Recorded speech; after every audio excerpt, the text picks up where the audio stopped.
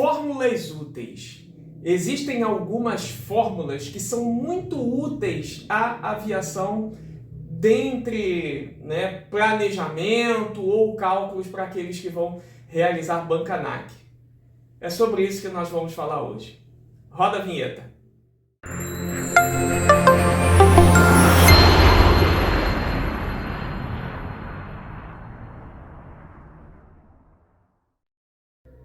Olá pessoal, tudo bem? Estamos de volta aí com mais um vídeo. Hoje nós vamos falar de algumas formulinhas úteis, tá? Tanto para a parte operacional, como quem vai realizar banca ANAC, tá? E a primeira dessas fórmulas aqui será sobre a altitude e densidade. Altitude e densidade igual a altitude e pressão mais 120 vezes temperatura do ar menos a ISA, temperatura padrão, tá?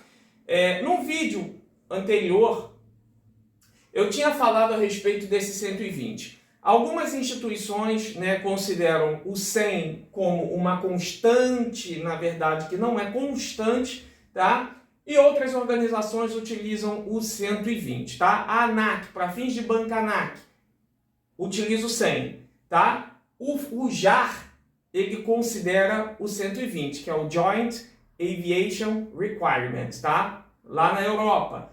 A FAA também considera o 120. Na verdade, o JAR arredonda para 120, mas ele considera 118,8.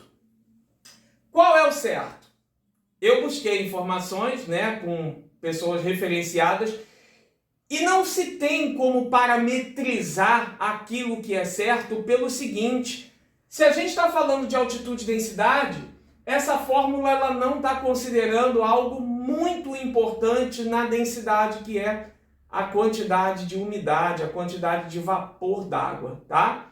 Mas, para fins de cálculos operacionais, utilizaremos esse 120. Então, altitude e pressão mais 120 vezes a temperatura do ar menos a temperatura padrão. Isso é o cálculo para altitude, densidade, tá certo?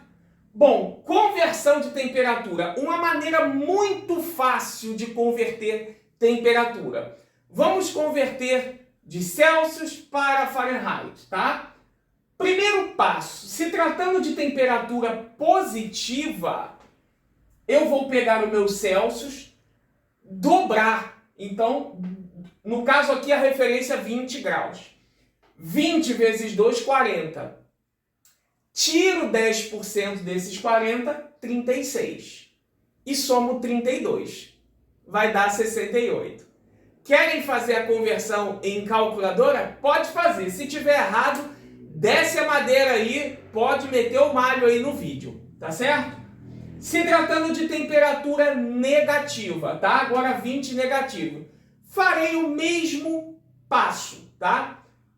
Vou dobrar, menos 20 vai dar menos 40, só que dessa vez eu não vou subtrair 10%, eu somarei 10%. Então 10% de 40 vai dar 4, tá?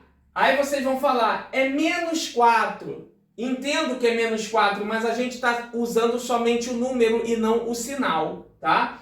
Então 10% de 40 vai dar 4, então eu vou somar esses 4 ao menos 40, que vai dar menos 36. Somado aos 32, eu terei 4 graus Fahrenheit. Pode fazer aí a conta à vontade em calculadora, ou utilizando as fórmulas, como eu já falei em outros vídeos, que o resultado será esse. Tá certo? Com relação a cálculo de velocidade aerodinâmica sem o uso do computador de voo. Velocidade aerodinâmica será igual a nossa VI, nossa velocidade indicada, mais VI vezes altitude e pressão, dividido por 600. Tudo isso sobre 100. Mais o meu desvio ISA. O que é o desvio ISA? Temperatura do ar menos a temperatura padrão. Desvio ISA dividido por 5 sobre 100. O resultado disso vai te dar uma velocidade aerodinâmica, uma TAS, True Air Speed, e não vai dar quase que diferença nenhuma para o cálculo realizado no computador de voo digital. Só uma observação que eu queria fazer antes de prosseguir. Para quem está interessado aqui na parte de meteorologia, eu recomendo esse livro aqui, tá? De meteorologia, da editora Espaço Aéreo, escrito pelo professor Cabral e pelo professor Iremar. Já li muito material de meteorologia por aí, mas esse, sem sombra de dúvida, foi o melhor, tá? De uma linguagem muito clara, muito objetiva, tá? E é um livro muito didático, tá? Por ser muito didático, ele fala a linguagem do estudante. Ele não é um livro normativo. Tudo que é normativo fica difícil de entender. Ele utilizou uma linguagem muito didática para ser o mais esclarecedor possível. Tá, pessoal? O link desse livro eu vou deixar fixado aí nos comentários, tá bom? Se tratando agora dessa VA aqui. Essa VA aqui não é essa mesma aqui, tá? Essa é a velocidade aerodinâmica. Aqui eu estou falando de velocidade de manobra, tá? Maneuvering. Essa velocidade, ela é igual, tá? A sua VS1 vezes 1.7. O que é, aproximadamente, tá, pessoal? O que é essa VS1? É a velocidade para uma determinada configuração. É uma velocidade onde você pode considerar a velocidade de stall ou a velocidade mínima para um voo estável, tá?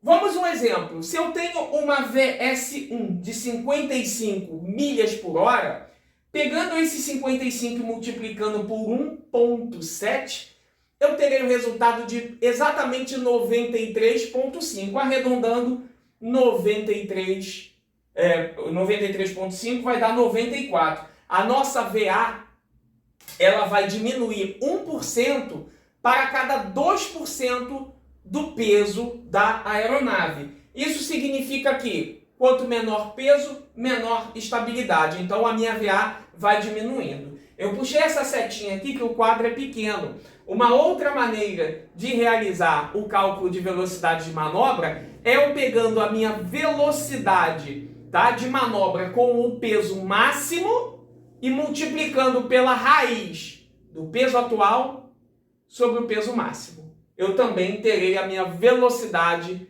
de manobra para uma determinada velocidade aí, tá? De acordo com o peso da aeronave. Pois bem, velocidade de melhor planeio, tá?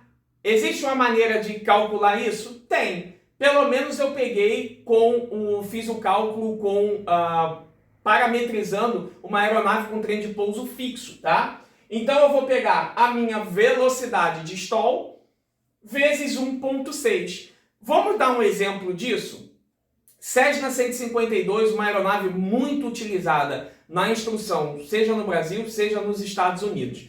Tem uma velocidade de stall limpa, tá? De 40 nós.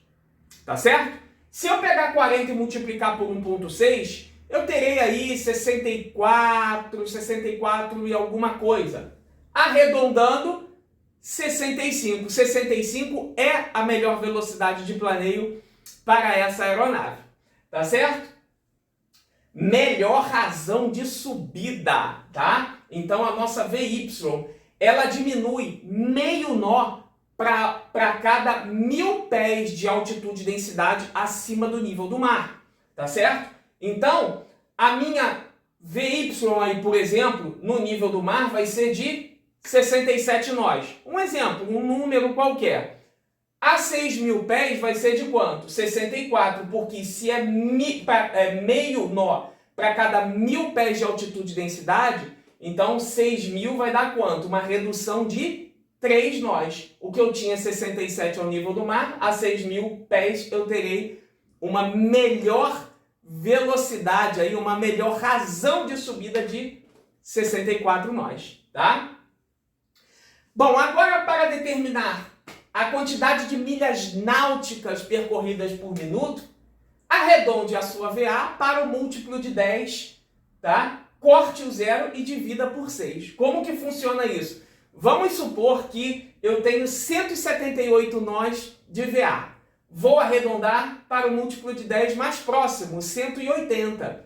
Corto zero, vai dar 18. Divido por 6, vai dar 3. Isso significa que, com 180 nós, eu estou percorrendo 3 milhas náuticas por minuto. Suponhamos que o nosso último checkpoint, tá, foi a 12 minutos. Então, se eu ultrapassei, né, passei num checkpoint e tenho 12 minutos após esse checkpoint, o quanto de milha náutica que eu já percorri? Pego esse tempo, multiplico pela quantidade de milhas náuticas por minuto. Então, eu estou 36 milhas náuticas após esse último checkpoint. É uma maneira também, é um recurso que se pode usar para quem está realizando aí navegação visual. Tá ok? Ângulo de curva. Qual é o ângulo que eu posso inclinar o meu avião sem a necessidade do aumento de potência, tá? Para que eu possa fazer uma curva bem coordenada. Se tratando de velocímetro que está em nó, eu pego a minha VA, divido por 10 e somo 7, tá? Suponhamos que eu tenho aí uma VA de 120. 120 dividido por 10 vai dar 12, mais 7, 19. Então, 19 é o bank que eu posso dar sem fazer com que a minha aeronave tenha que aumentar a sua potência, né, para compensar a inclinação de curva. Se tratando de MPH, tá? MPH vai ser a minha VA sobre 10 mais 5. Vamos supor que eu tenho uma VA de 90 nós. 90 dividido por 10, 9, mais 5, 14. Então, 14 será o bank ideal para minha aeronave efetuar a curva, tá? Qual o alcance que uma aeronave terá de um VOR, de acordo com a altitude que ela estiver voando? É simples. Pega 1,5, que é a constante da fórmula, e multiplica pela raiz quadrada de sua altitude, tá? Então, 1,5 vezes a raiz quadrada da sua altitude vai ser o alcance que a sua aeronave tem, né, com relação ao sinal de um possível VOR, tá? Então, quanto maior a sua altitude, maior o alcance, tá? Vamos supor que se você tem aqui 9.000 pés, vou fazer um cálculo rápido aqui, 9.000 pés, raiz dá 94,8 vezes 1,5, então a 142 milhas de distância eu ainda recebo, tá, o sinal de um determinado VOR, tá certo? O meu TOD, que não é o achocolatado, Top of Descent, tá? Como que eu faço para calcular o meu TOD, o meu ponto ideal de descida? Eu pego o que eu tenho para descer, que é o meu ΔH, vezes 3. Quem é esse 3? 3 graus de rampa, 3 graus de inclinação da rampa, tá? Então, ΔH vezes 3 dividido pela razão de descida.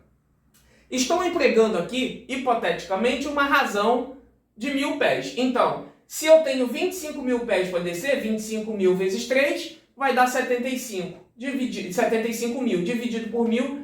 Então, a 75 milhas náuticas de distância, eu tenho que iniciar a minha descida. Como que eu faço para calcular a minha razão de descida ideal? Muito fácil. Pegue a sua ground speed, a sua velocidade de solo e multiplique pelo fator 5, tá? Então, ground speed vezes 5, eu terei a razão ideal, tá certo? Lembrando que para cada 10 nós de velocidade que você precisa reduzir, você terá que adicionar 1 milha náutica à distância aí, tá bom? Para quem está vindo aí de FLs mais altos, de níveis mais altos, né? Do nível 200, por exemplo, sabe que o limite de velocidade até o FL 100 são 250 nós. Então, se vem com uma velocidade muito superior a isso, vai ter que fazer esse cálculo aí, da velocidade que você está descendo para quanto que você tem que reduzir. Lembrando que para cada 10 nós que você precisa reduzir de velocidade, acrescenta 1 milha no seu ideal de descida, tá? Como determinar o consumo de uma determinada aeronave, se tratando de aeronaves a pistão, funcionando com avigás, tá, pessoal? Vou pegar a potência dessa aeronave e dividir pelo fator 20, tá? Vamos para a prática? Cessna 152. Eu tenho a potência de 110 HP, tá? Divido por 20, isso significa que o consumo da minha aeronave é de 5,5 galões. E o que é real, tá? Para transformar esses galões em litros, eu multiplico por 3,8. Ah, Wesley, mas cada galão corresponde a 3,78. Beleza, só que vamos levar em consideração a temperatura, dilatação do combustível, tá? Então arredonda aí para 3,8. Vai dar 20,9. 20,9 com esse pequeno arredondamento. Mas considerando desgaste do motor, a regulagem que ela não é a mais perfeita, não é aquela de fábrica, sempre dá uma diferençazinha. O que a gente faz? Coloca 1 litro para cima aí. Então eu tenho um consumo de 22 litros hora. Tá certo, pessoal? Espero que essas fórmulas aí tenham colaborado um pouco, agregado um pouco para a vida daqueles que estão voando aí, que estão desejando voar. E o objetivo do canal é esse. É poder proporcionar caminhos mais rápidos, tá? Para que vocês possam chegar a um conhecimento mais elevado, tá? E uma praticidade aí na vida e na rotina operacional de vocês. Tá bom, pessoal? Desejo a todos bons estudos. Nos vemos no próximo vídeo e tem muita fórmula a mais aí. É que eu não coloquei no quadro porque o quadro é pequeno. Tá bom, pessoal? Até a próxima, então. Um forte abraço. Tchau, tchau.